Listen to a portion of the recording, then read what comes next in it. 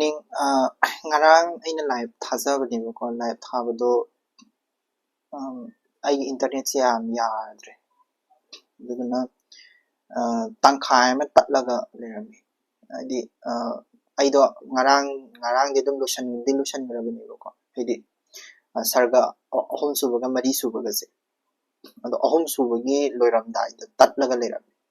sarga ahum subadagi adui makhado live class yawa oitaragadi live class tadi dum direct kano yawramganebako live class tadi adi live class tadi uramganeba but kano dadi live class loirakanda video masana thagalakpase masidadi yawdreba aduna ai back kitang halake ngarang tabigiba mi jingdo saubiba yade ko adi aina video se record ke oina thambasina hadi mayamna su yengningnaba aina tawbanina wari do kitang man back kitang chalake aduduga ngasi je manga suba sarga siba lotion mangam ra yengse ko aduduga tawrake aido aidi mayamna ngapi gani kai ngaragadi net je ai wifi lori se ke hani amumu yarakteba ko moigi delhi ge wifi jisu yam nuaitre so ngarangi wari matek to kitang maning kitang hallaga hairake ko narda munina kadoba sarga ahamba sarga ani suba sarga di gyan taramani ahum suba sarga da narda munina ko krishna gi manakta la kanda krishna da mathura da chatnaba ko mathura da chatlaga kanu se tawnaba hai aduduga narda muni se mathura da laeba kangsa unaba kangsa no bala kanda kadawrge harakanda kangsada mana thojalleba aidi thojalleba kano achawa masillu ko aidi yaiga achawa masillu yaiga duda kaino danur yaiga nangi kaino yawba nangi thawai yawba nangi thawai yawba khogi tendo adudu putho aduduga iratlu danu yaiga achawa mataw aduduga Sivan Mahadevana nangonda pirakpa nangi thawai yawba lirung tendo puthoga madudo yaigato madudo khurumo ko adudaida nangi namanaba mayam ama sukau namanaba mayam ama sukau aduduna ngarang aina haisagibido charagi koigi kari charagi kari takawa madu matik to sarga ahum subagi ko taragi chaisuna haga sorry charagi nate ko taragi chaisuna lengthong phai ko aduduna namanaba mayam dum jusu kauro ko aduga namanaba tingkhang ama hanbada ko tingkhang ama changmani ko tingkhang ama hanbada tingkhang ama changmani meaning di phataba ama manghanaba honaba matamda koigi or koigi aidi kudamoina hingsa tawba mi ma manghanaba honaba matamda koini hingsa tawraga mangalidana ko aidi adugumagi style ni ko aidi phataba mi ma manghanaba matamda phataba thaba ama tawraga manghanbado aduduni ko aduduna Krishna di lai mayam ama na chambi banina lai mayam ama ga tawraga madi war changakani aduduna nangsu nangi namanaba mayam ama khomo na haibane ko narda muni sina kangsana adumaina narda muni na adumaina hairakpachida kangsa sina kai harakanda muni na hairakpada mana muni se magi support ta leidi bai khanba haitare muni sidi taseng na makidi magi support ta di leibdi nateba thaujallineba aidi hui thaudaba thaujanbagi type to ko thaujallineba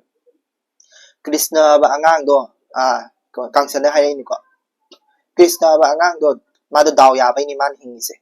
ko mana daw khra yadana koigi hingcha ba khra halaga maja kan mayam sai ko aduduna koigi krishna gi makutta sirani na mi aidi line lauthoreidana ko line lauthokidana ko haidi Devki amasung Vasudeva luhongba numita line na lauthokidana Krishna na sungsok soidana nang do halani na adu lauthorokdo tokshannabani ta ni line tokshannarini ko arembada yeknaba semnabani ko aduduna kogi Indra ga di Indra layam meaning thau Indra ga simana adudai noknai ko kangsana asi Indra ga ido ko kangsada ingon singnari ni ko aina loina moido hatpa ngamgani haibai mong do ko haina mana khak na nokli e ko Narada Muni sina nang adu taw hai ba tamsida adu Narada Muni sina ma tapthau themjelle sauraga thabak tawganu themjalle bu ko saurba phatte tapthau ko aduna Krishna layam singdudi Krishna na haibagi tawrini layam singduda tainagadam nate Krishna da tainagadam ni Krishna da ko Krishna mangona tainagadam ni ko aduduna sumaina tawro mana mai steps in the tale ko mana sumaina steps in the tale nang si to saro silaga hat kadabani madi haidi Krishna se hat kya ita raga di saro silaga hatlu direct ekta lan tawraga changchen kanu hairaga mana ko layam sing se na ma se protect tawraga leibani na Krishna se aduduna layam sing se Krishna se hat kya hairaga di saro silaga hatlu sinema ko adudai kangsa se haraure ko kangsa se haraure adumai ga bi bisida adumai ga plan amaga yat pirak pasida kano sina kangsa sina muni se magi mantri oraga ni nungai ni khotni ka hai ko adai di Narada Muni sina nungdadi no e kangsana adumai na mana haiba jing loi ilak pato adudai da Narada Muni se magi thamoidadi nokjare ko is kangkai di masi yam pangjani ga khanba jani ko dada ahamba da mana taw haire ise ko siba se ira lon hai ahamba da ko adudagi lirung ten no putho na hai ko lirung ten no putho aduga lirung ten do lirung ten do siba mahadev na pirak lirung ten no putho aduga madudu ira padu da yaw ko aduga danuriya ga taw ko danuriya ga taw adudai da mana sida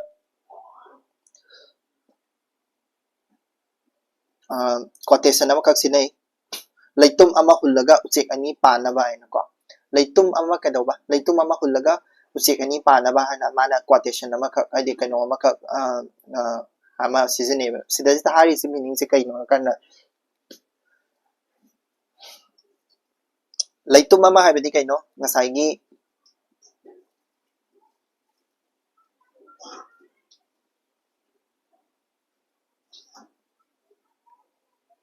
sorry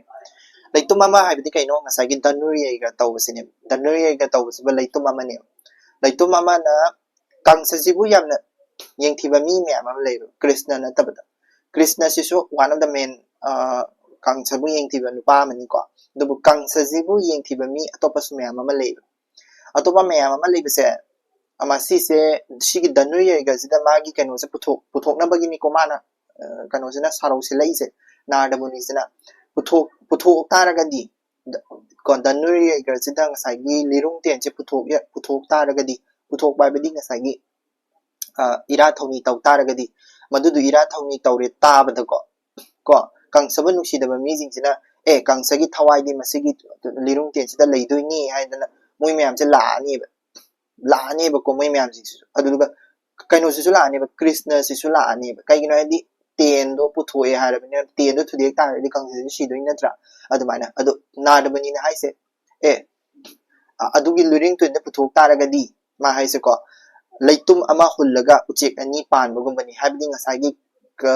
leitum habdi ngasagi danuyar ga se tawu matamda Krishna su shirani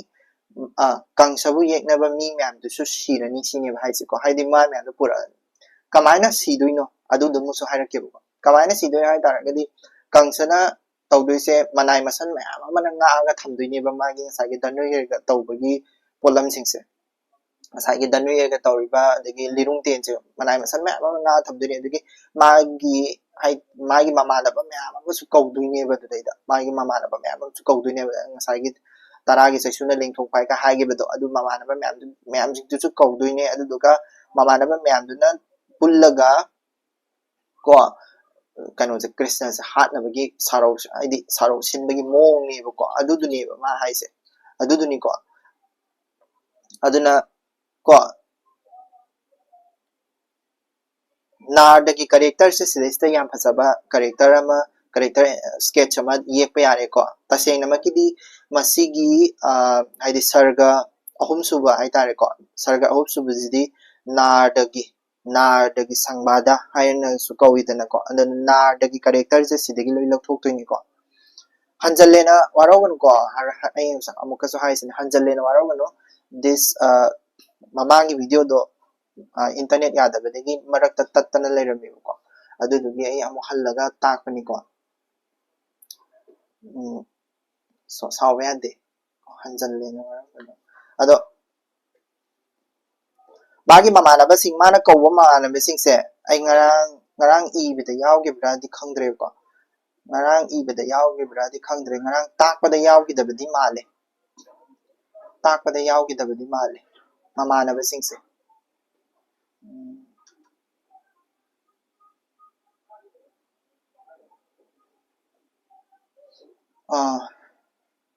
mamanabasing se yawdre mamanabasing se hairake ko mana da invite tawgadaba mamanabasing to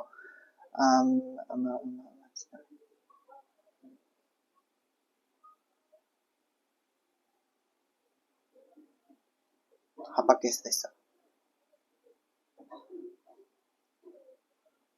ko kangsagi mamanaba mana invite tawgada taw haidi invite tawgada yawdriba mamanabasing haidi ningthau mamanabasing ko magi ningthau mamanabasing se ai sida irake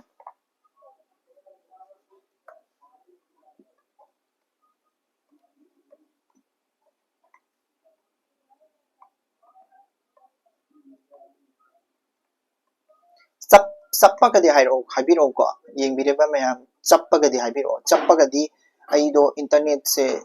अमा सिंतो तुरे आई साइबदी same बनी को internet से माइमंदबगी अदु चप्पगदी हाइबिरो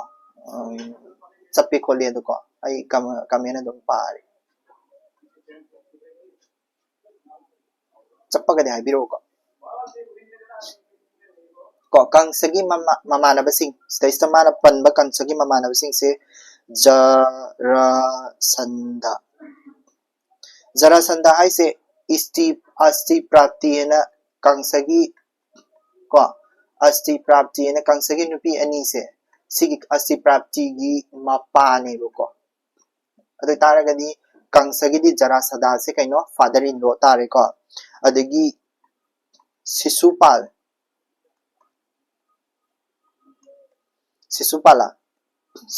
शिशु कदोबा cousin निको कृष्ण की cousin नि मीनिंग दी कोई देव की मोगी एदि साgai नातै की कनो हाइतारे मचा हाइतारे कजिन अदगी बिबिदा सिसु मोंकी वॉरियर मा खनि को मोंकी वॉरियर एदि योगी वॉरियर मा खनि को सी मैम सिंसे सिर पनबैनी को पनबैनी आइना पंगी दी समनते वना को दगी नरा कसुना को सी मैम सिंसे इनवाइट तौसिने कांसगी ममानब सिंसे इनवाइट तौसिगी मैम सिंसे लाक तारगदी होरेन कृष्ण से मोय मैम ओमजलगा हाटपगी हाइदि सारो सिनबगी मतंगदनी को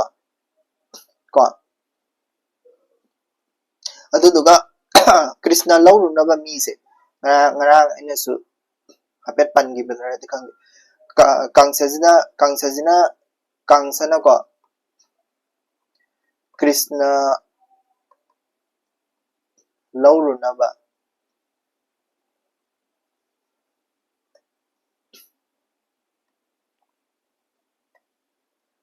थाबमी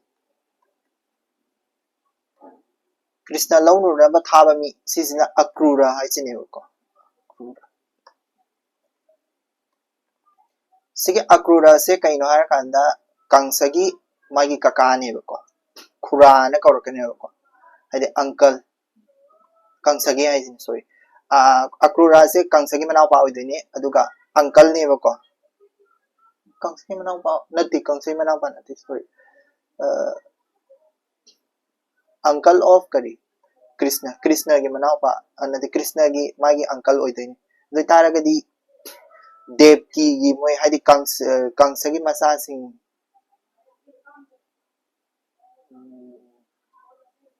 Kangsagi manau pa oidine sorry. Akrura se ko Kangsagi manau pa oidine. Okay. Akrura se thadoine Kangsa se lo kan Krishna se lo na bagidamata Akrura se thadoine ko karai da thadoiba ngasai Krishna lo na ba Brajapuri da thadoiba ko Brajapuri da thadoine Kangsa na adwaina sinto ga thamgre ko mathang mathangi kano da Kangsa ba dagi sargamari suba sina akogi Mathura gi khongsat haibani ko Mathura da chatpai Mathura yatra haiga khangnai ko Mathura yatra sa ingra explain tau jagamni wana adubu loina ma kano tau dana leiramni kawai toino khangre is ko mangara tau gi butani bos Mathura gi yatra sidana kadoge hara kanda Kangsa kano se Krishna se Akrura na lauraga lakpagi matangdani ko Akrura na lauraga lakpagi matangdani Akrura sina Akrura gi khara samlapna dum ai lira age ko khara samlapna dum ai lira age sarga mari subasida kadoge hara kanda ngara ai kano ngarang takpadabadi yawgrabani ko Brajapuri haiba lamse kari ni sai haragadi Gokul haisina Krishna gi kano angang da laiba mafam ni Vrindavan Krishna Radha ani gi sanafam umang amani ko adagi Barsana haisina Radha gi pokpham jaga ni Nanda gi village hairagazina Nanda Gaon haitare ko Nanda Gaon haisina Nanda gi laiba Nanda hariba moigi village tuni ko aduga Govardhan haisina Krishna na makhutna paraga thangkat khiba chingdo aduduni ko Govardhan haisina ko adudu moi myam chingse siki Brajapuri hariba or Brajabhumi haiswa ko or Brajamandal haiswa ko sidi Brajapuri natraga Brajabhumi hariba lam sida loina laiba moigi lam neba ko sisida neba lai se kanana laiba Akrura sina ko Krishna gi uncles sina ko mana lakpa matam sida kai haini Krishna se Akrura se Krishna su yamna pamba devotee ne ma se ko devotee of kari akoi gi Krishna se yamna nuksijaba Krishna se yamna ningzaba ko mi ne Akrura haise ko Krishna gi uncle se ma Krishna bu urani khanbada ma yam harau jagi ko aduga Brajabhumi da yaure ma se aduga Brajabhumi gi phajaba se mana ubada mafam ubada koi gi kai haini phajaba se mana uraga sandhya matamda uba san gopi mayam na jagoi saba khotpa ko adagi sandagi san mayam na chatpa adagi sanjena mayam chatpa gopa mayam jing isai sakpa adagi kano tawba mayam jing du ure adugi maraksida kano se Krishna se ure mana ko Krishna se ubasida lapna mana khurumi ko aduda Krishna su Akrura se ure aduga Akrura ga thengnare ko aduga mabani se Nandagi mogi yumda lae Nandagi yumda lae ko mama phone to Nandagi yumda lae ko aduda ya hamada ngai ko sigi na tabida khura haina hai ko Akrura se kanana Krishna na khura haina kawi ko khura haina kawi sise aduna takpadi matamda khoi gi kai haini mana irakpa matam sida ko Arambam Darendra Jin irakpa matam sida khoi gi kai haini kaino je yam season khoi gi maitai gi wat mingau thagau ka se yam season aduga maitai gi proverb yam season ngasai da so hai gi ko ko adu mayam sine adu su khangadam ni ko aduga dauji hai se kanogi balaram gi to pamami ni ko balaram su le ram sta balan dauji su le de ira dauji edi balaram su krishna ga la minari ni ko krishna ga sanchen lo ga la minari ni adu duga moi mayam se nalanda gi yum kanogi yum sang e nanda gi yum sang ka nanda hai se nanda village to gi ning thau su nanda ga dum ko nanda hai ba ning thau siga unare ning thau na kausal le adu duga asa pot pizza dana akrura sibu ai di phasana kano to bire hai di asa thak pizza dana seba atiti seba phasana to bire ko adu akrura da nandana mo hangi ba ko nanda hai singa sai ge krishna bu yopi ba ma pa do ni ko adu nanda sida hangi krishna kano akrura kangsa gi makha da lei be nang bu nungai bro nungai kano nang bu wa dro khotro hangi ba ko ai di kano gi ma san sa hai di sadan bagi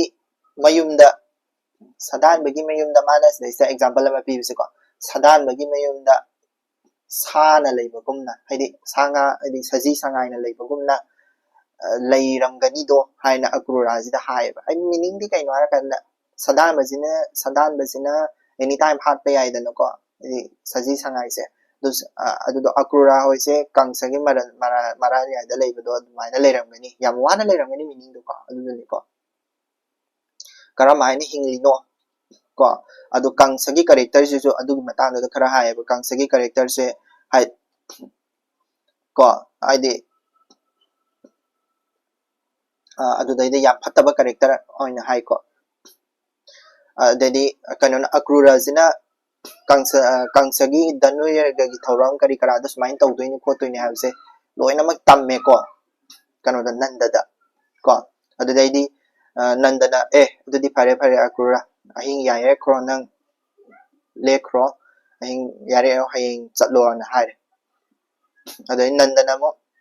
adu haramaga magi adi akrura zina hayeng chatkibeda puna bagi damak to ko chatkibeda puna bagi damak ta mana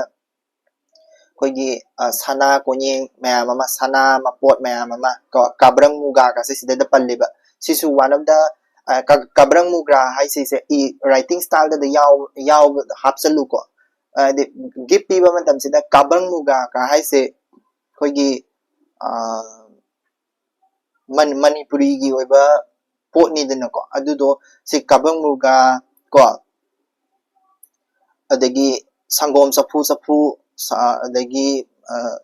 sana mapot ma pi ko akrura da krishna da kano da nanda haibaning thausina kang sa da pina bagi da matin ko akrura na pu gi na ba ko aduna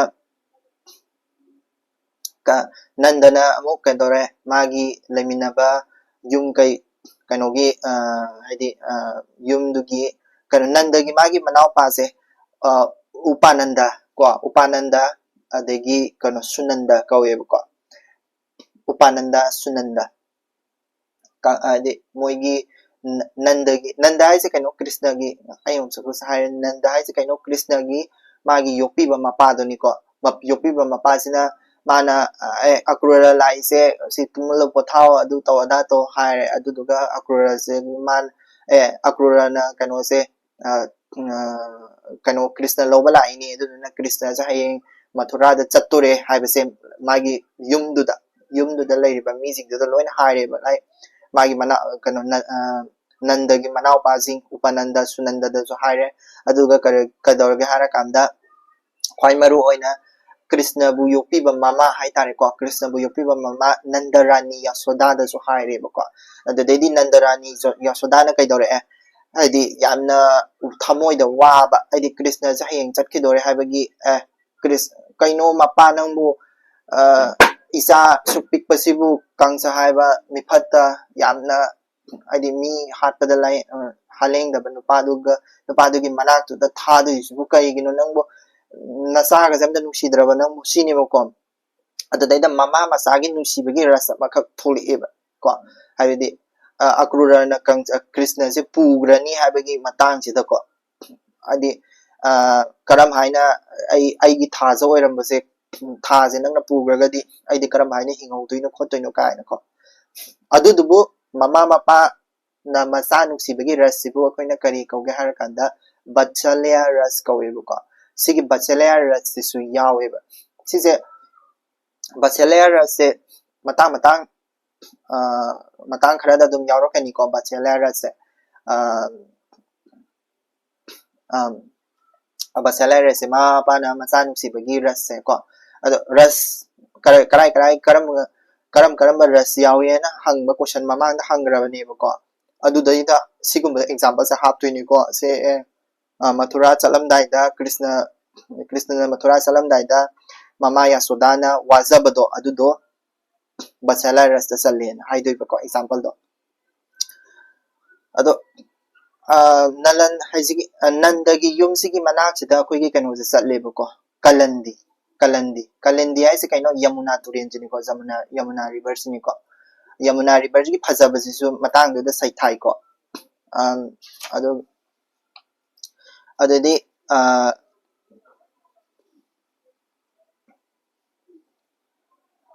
ꯀꯣ ꯑꯗꯣ ꯌꯁꯣꯗꯥꯅ ꯀꯔꯤ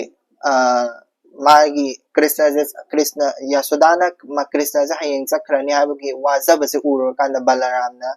बलराम हाबदी हुजिगी कृष्ण की मयाम से को मसिगी मयाम से ना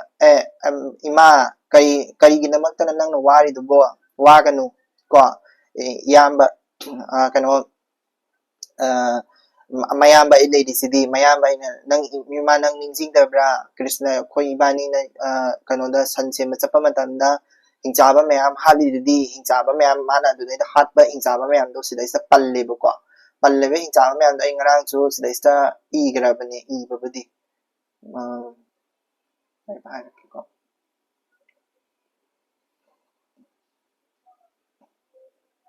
तो सिदा पुतनी आइजे हिंचाबी दुनिको संगोम थक थक न शीबदो अदगी देनुका सराजना दोंगी अदगी प्रलंबसुरा हाइजना संजेनहा मगी रोल लौरगा लाक्तोनी हिंचाबनी मासु अदगी बकासुरा हाइजना बाट निको बाट कनोनी crane मगी तापता लाक्तोनी कोगी crane कनोदो मंगक सांगबा चेकतो अदगी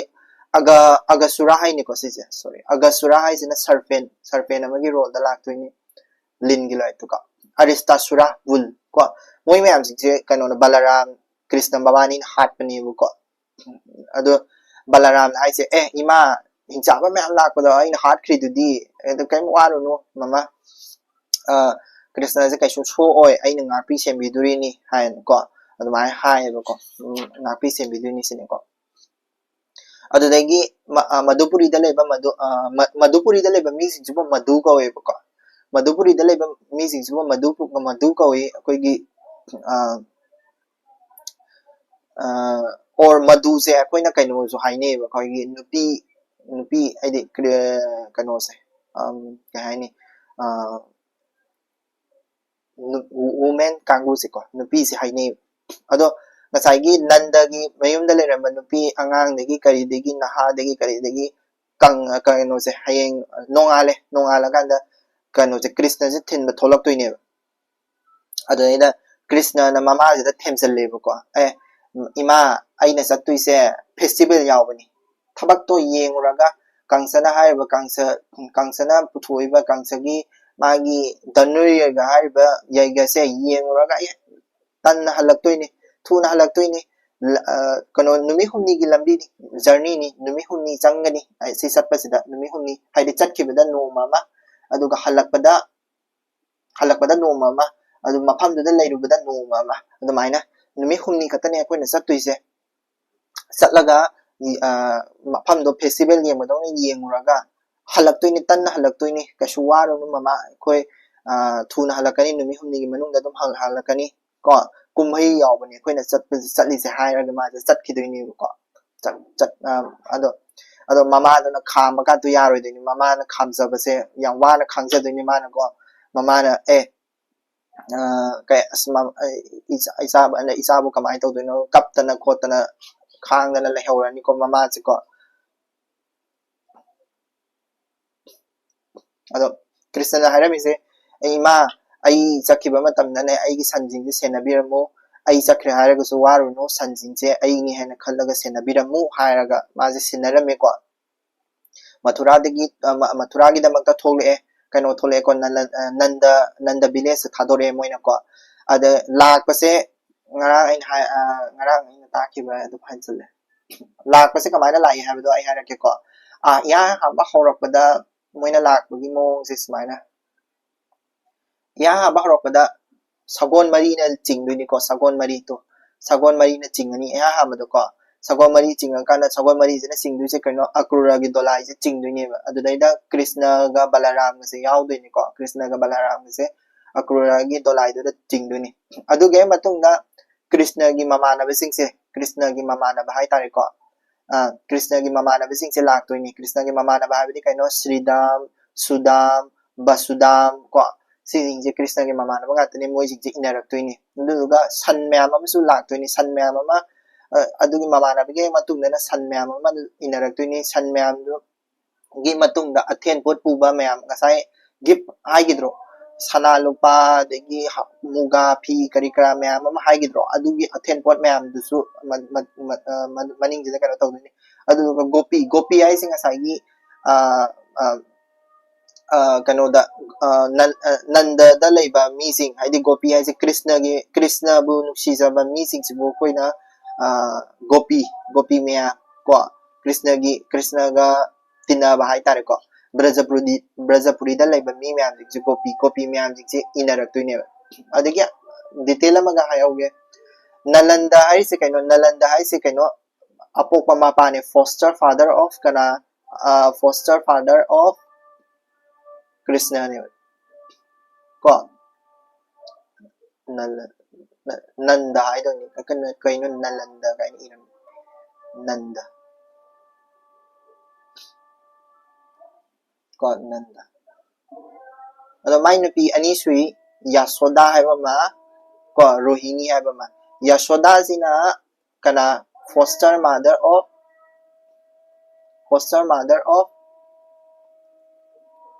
Krishna gi foster mother oirane ba aduga Rohini hai se Rohini sina Balaram ji bu yok tine ko sina foster mother of Balaram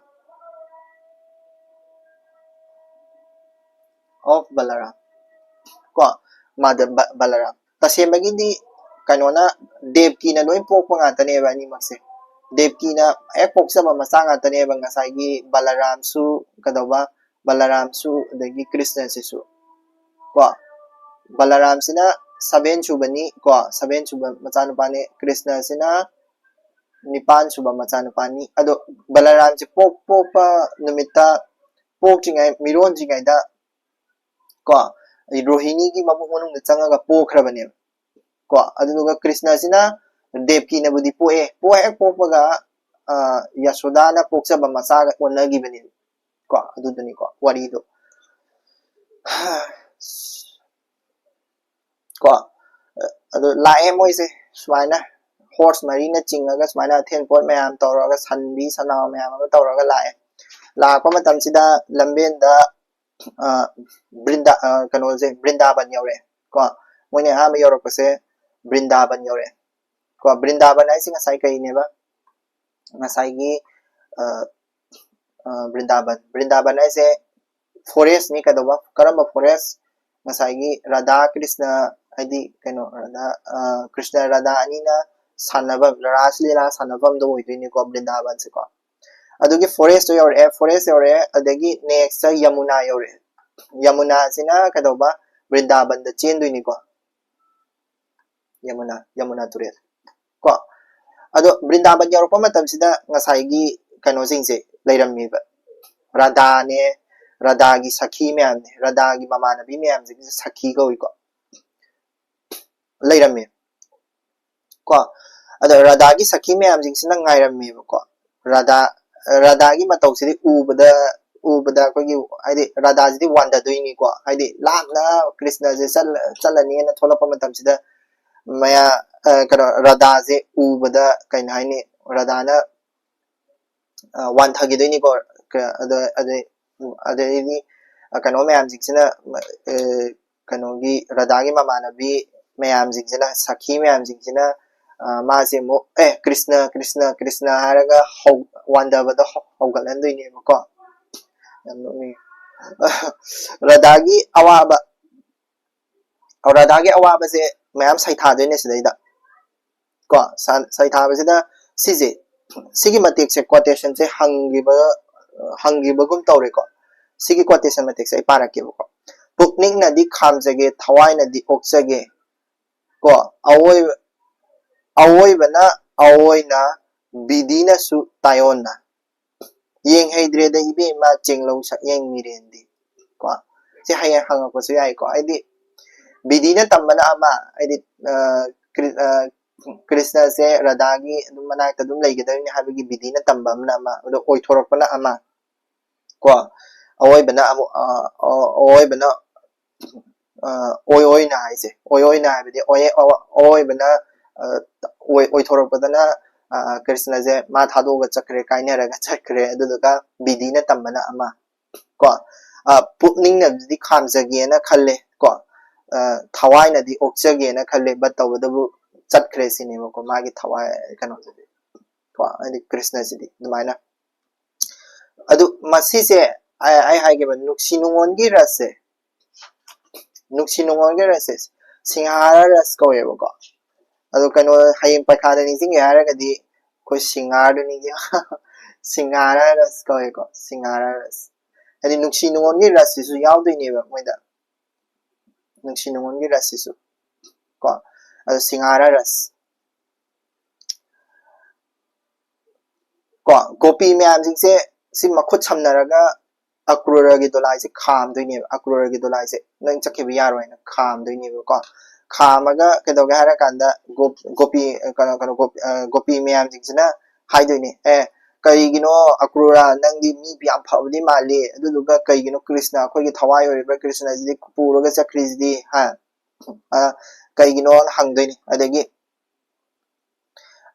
taibang mapuna sinmani akrura na kumai se taibang mapuna sinmani sidi dolai khamya dibe masing hanto ai chatke ko taibang mapuna sinmani masidi thok ta bayadra thodok ni na haire adadi kano mayam jing sina akogi gopi mayam jing adagi ngasai ge radha gi sakhi mayam jing radha na hoin hai sina akogi thawai ori ba thawai sina Krishna sina sakraga aikoi si kamaina leyodoino thawai yaudra bhaksana kamaina leidoino ko nungsiba mapung phahaudre ko khunthak la si hawba tare akogi sigi lamdam se ko phajaba pumba noina malani ko sanse na mi leiraroi ko nungai ba thuna loikre ko phanghaudre nungai ba mayam do as Krishna sakraga di kawba ngamaroi akoi se Krishna bu Krishna jina ni thabiramu ko ade khara di saw basu yawe kap basu yawe ko adegi saw kap chairak basu yawe ko adegi radha se mu tapna mu changi ko radha se adu tapna changa kanda radha na hair se Krishna thawai oi ba Krishna o chatlo ka ngasi di kaina resi pani adubu kaina resi adubu aigi thawai yaudra haksang se ai nangi na famda sinarage harakpani meaning di kaino harakana ma mathana sijarage haijarakpani ko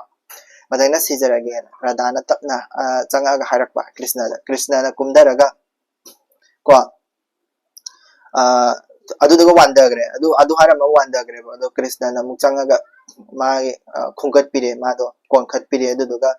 gyan ka gopi mana laisi leithon ba waina ko Saraswati se magi leito na tongbai type ta ko khogi Krishna jina yamna nuksiba adi yamna Krishna se pura kainoni khogi nupi yam sumba hai mi oidini ko mana smai hai be maradika thawai miren sunabu taibang ikhai lamsida punsi yata laktrabara se Kosmai hai Radhe nangi lamandi kali yukta singlage wasak asita na ba thawai mi ren soinai na punsi khongda amuk lakna birabra radike ko as yam pa ba matam de yam kano to bani Saraswati mana to boda type ta Krishna sina Radha se aidi mana summe ba ko gyan tarak na ba ina ko aidi magi kano se gyan tarak na me summe adu duga namdana hogala leba aidi Radha se hinkale ko amo dagi Radhagi mamanabi मैम अमसु सिदैजा हाय माना Radhagi mamanabi मैम जे कुंदलता ललिता तुंगबिदा बिसाखा का हाय सिंग को Radhagi mamanabi गातनी Radhagi mamanabi मैम सिंग से सी मैम सिंग से सखी मैम हाय ने दुनी को सखी मैम ने को अदुदुगा लोरे अदुदैदा अदुमाइना Radha से कप तना लेहरे अदुदुगा अक्रूराना कनो से पूरे कृष्ण से पूरा लाए को अदुगा Radha से थेम है वो कृष्ण से ना थेम का थमम में अदुमाइना तौरगा कनो से मरी सुबह सर्ग से लोरे दुदैदा मंगा सुबह सर्ग मुला से को मंगा सुबह सर्ग से ना मंगा सुबह सर्ग से खरा तौरके मंगा सुबह सर्ग से हम साव है मंगा सुबह सर्ग से तंखाई मुक तौरके हयें तंखाई मुक लोशनगे को अदुदुगा yam kuina di tawe yadre aigi laptop se yamna sagalle dagi laptop se phatre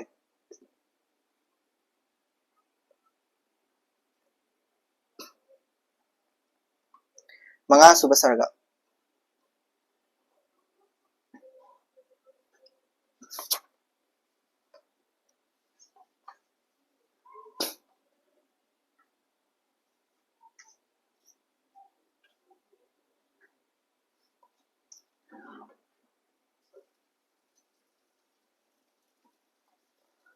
sidesna yatra prasango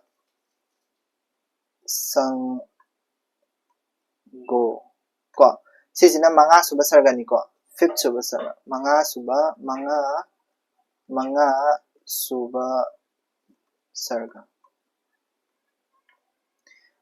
sarga manga suba sarga ji maming se yatra prasango kawe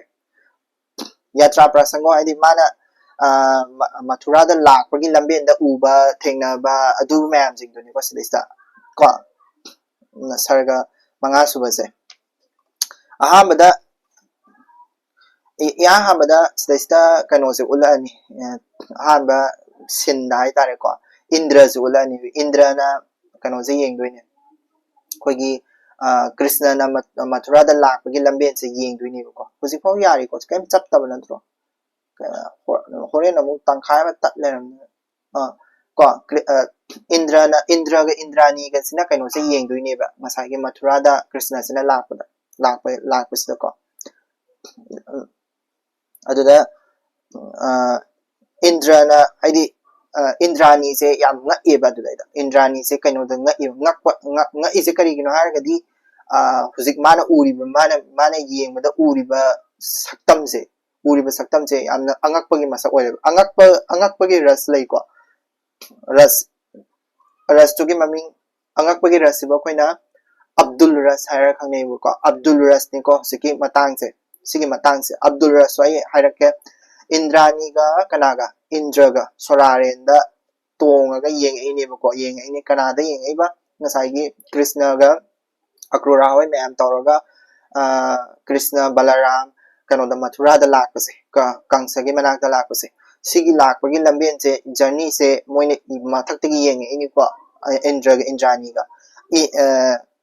Indra ga Indrani ga yeng pam tapsida ngasagi Indrani se dinga eba ngakpam phare karina tawisi bo na ko karina tawisi mana uba jingdo ai harake ba ko sigi matang se koina Abdul ras ai angakpagi ras ni haina ko koi haiba yai ko sida isa mana nga ise kari gino hara gadi ko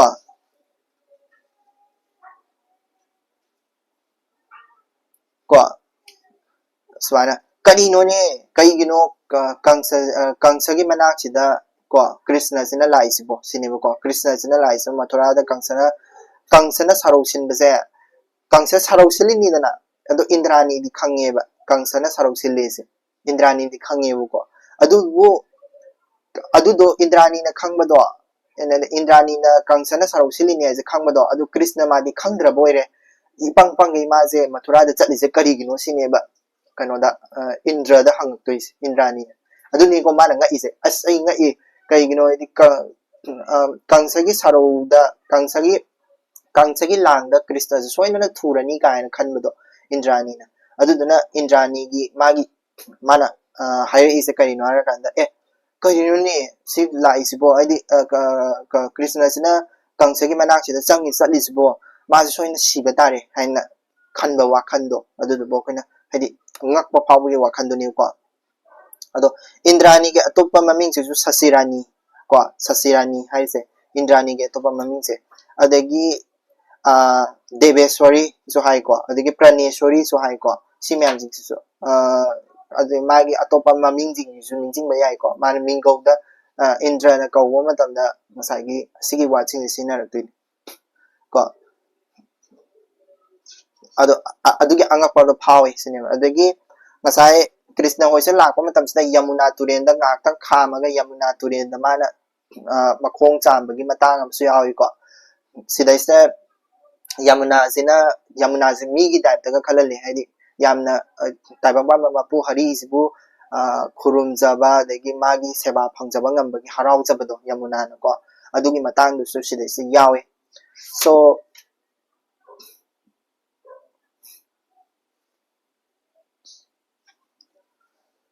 क्या सुबह ko adu yawe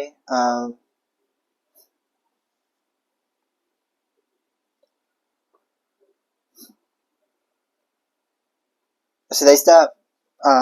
Indrani anina unaba uba ko Indrani anina uba layam khara sidaidi yaro kane ko lai gi lesama adu da harake ko asai Indrani ga se mathakte yengduni ko adu da uba sida makha da yeng sida uba sida kai uge do asai gi Krishna hoise lai ni ko Krishna hoise lai ni Krishna hoigi dolai ni ko Krishna gi dolai sida harake Krishna gi dolai ko Krishna gi dolai Krishna gi dolai se lai ni ko lambenda ko Mathura taba lambenda lai ni ko masi lakpasida koigi magi he mathak sida kaidoga hara kanda lai mayam se sidaista pura lai makhan sure ma nga aga sattuini ko nga aga sattuini meaning di Krishna se kainogi sayoni dana ko Vishnu gi sayoni dana ko aduna Vishnu se mai mathak ta lei doine Vishnu se koina makhut kya pale makhut mari pale ko aduduna mabu chaturbus hairaga khangai chaturbus muti haise Vishnu se makhut mari palaga leibse koina chaturbus muti hairaga khangai bu ko khulai mari paraga leiduni ko chaturbus muti aduduga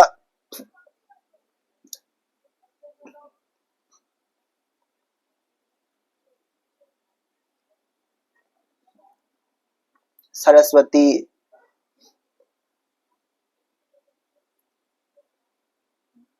Lakshmi ani sina nakan da leiduni Vishnu gi nakan sida kana leidui ba Saraswati ne Lakshmi ne ko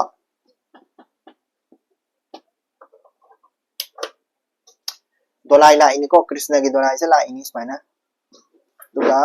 Vishnu lerani Saraswati Lakshmi nakan da phamani ko aduduga oirom da nati yelom da Suli Sambu Siva Mahadev se sida lerani Siva Mahadev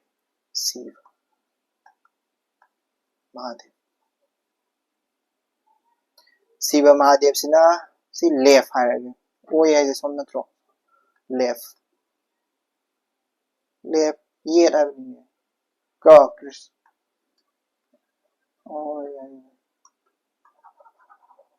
yeta Siva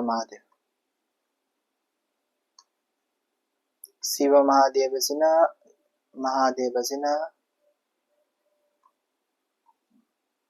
yeta ko right hairage sina left ko right na kana lerani Siva Mahadev na tongba se kaino san buldani ko mana tongba se sando adu sandamba hai ko sandamba Sandamba zina mana tongdini Shiva Mahadev zina sandamba da tongaga yetlom da laktoinebuko duduga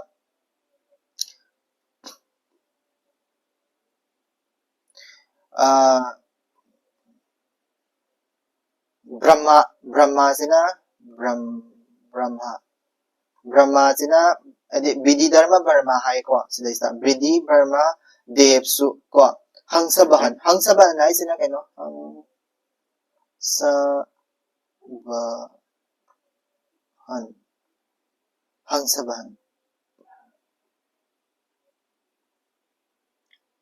Hangsabahan hai se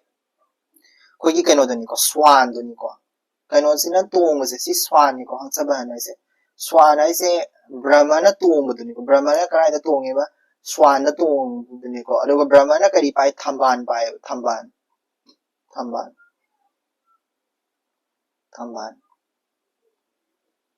ko thamban se mana pai ba thamban si maming se kamandal hai mana hairam buduni ko sida kamal haigum haina daine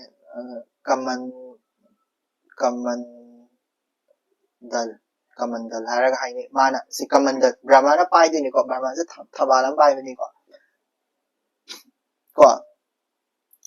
aduduna sidisa aina hairak tu si aina sidadi ye ije thawani gi ye ije kaino haraga di sije kanona Indra ga kanoga na yengdone sida Indra ga Indrani ga yengtoine ko Indra ga Indrani ga yengtoine sis ko Indra ga Indrani ga yengtoine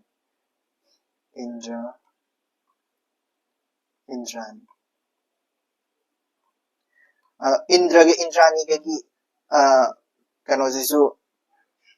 moise yengtoine ko ado yengakpa matamsida lai mayam sina Krishna gi dolai sida maning mamang adagi kari kara sida loina ma sura yawdo adudo adumai yawraga chat pase udoine ba ado Brahma se koina kaino Brahma se pokpagine creation se koina kari hai akogi srishti hai ko srishti hai ko aduga pokpa se srishti hai sina creation pokpa se na srishti hai adagi srishti hai sina koigi continuation or sustenance to ne ko sustenance hai bidi pokpa hingba aduga siba hai se Shiva Mahadev se ni ko Shiva Mahadev se di Shiva death destruction sijina sanghar hai ko sanghar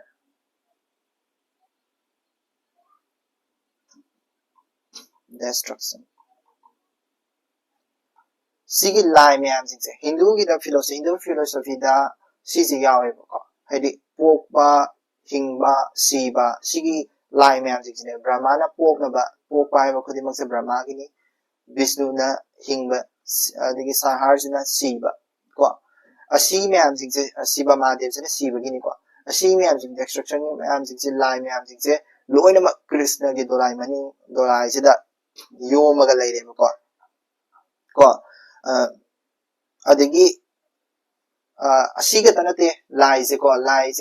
siga tanate leire se lai se atopa lai khara so dum inari moida ko Sandipur gi Ganesh Chaturthi ko Ganesh ju yawe mana sa atopa lai khara da mana panba lai khara da Sindipur gi Ganesh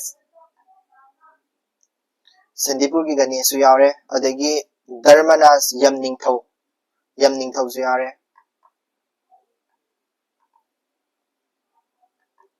ko adagi Agni yaure Agni ni mai gi ningthau ko Agni ko adagi Bayu aisina nungshit kido Bayu adagi Varun ko Varun je kanoma sar moida na mas adagi atopada